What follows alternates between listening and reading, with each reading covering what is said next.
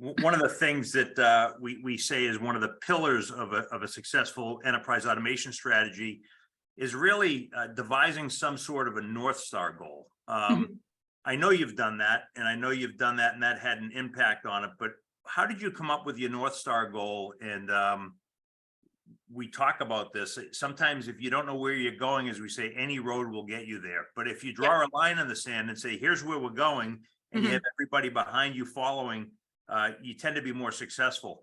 How did you come up with your North Star goal, and what is it? Yeah, so you hit the nail on the spot. So basically, for me, especially, North Star goal is a guiding light to stay focused, motivated, and aligned towards achieving the goal of the company. So basically, I have my own personal goals, but I also have the company's goal. And the alignment between the two, for me, is the biggest piece of the puzzle. To be an effective North Star goal, I personally feel that it should be SMART, which means specific, measurable, achievable, relevant, and also time-bound. These are a couple of things that I believe. For MongoDB, revenue growth has been one of companies' objectives, always, and to align to efficiency, accuracy, scalability, and cost reduction kind of became our North Star goals around that. That's excellent. And are you achieving them right now? Yes, to a certain extent, but there's always no looking back, and there's always better goals. Absolutely. Absolutely. One of the toughest things that our customers seem to struggle with is gaining an executive sponsor, somebody with a C in their title, where they're behind you and they know that you're going to drive relevance with the program. How were you able to do that successfully? Because I got to tell you, a lot of your peers struggle with that mightily. Yeah. And I'll say it wasn't easy, but here are a couple of things that I did, which really helped me. One was to always start with a clear vision. 2, build a use case and communicate the benefits of the use case. 3rd, after building the use case, demonstrate that success. 4th, leverage partnerships. 5th, continuously improve on what you have done. And 6th, keep educating leadership about what RPA can do and what are the new things that are coming up.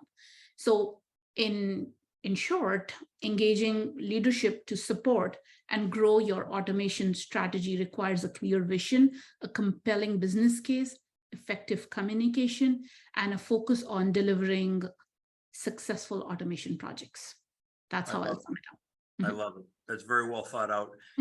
Have you put that part in place yet, the showback model, and are you being successful with that? Absolutely.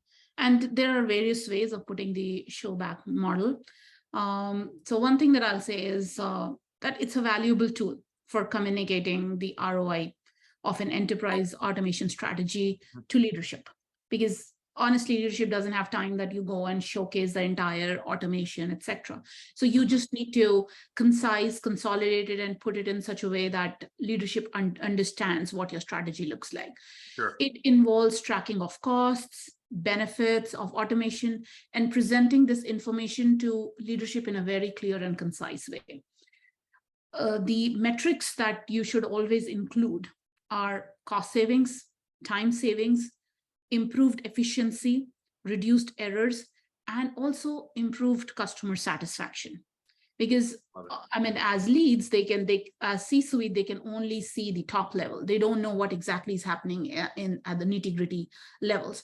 So when you go and you get that customer satisfaction attached, they understand that things are moving in the right direction. So these metrics can be presented in an easy to understand format, maybe insights. And that highlights the overall ROI of the automation strategy. Very powerful tool in Insights. We actually use it in our managed services offering, so we can show the customers some of the metrics from what they're achieving. Exactly. One of the other things you've done successfully, which is I call it the final pillar that you have to have for a successful program, is your own people internally.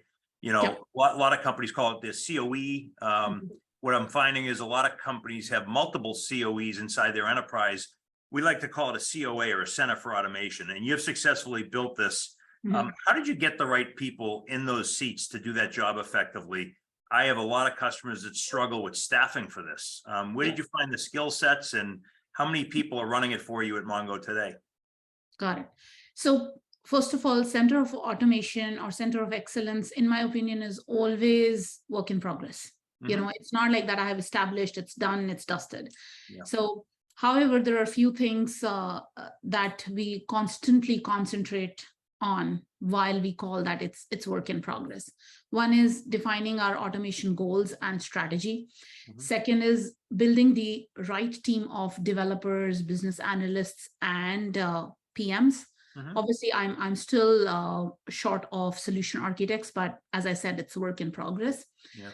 Third is evangelizing, you know, RPA within the company, using roadshow presentations, presenting it, you know, in all hands, in technical forums, so that people get awareness that there is this technology, a powerful technology that we have. Other is doing deep dive discussions with teams, you know, to understand their end-to-end processes and where we can make an impact. Then fifth comes is using the right technology. And in our case, it's UiPath.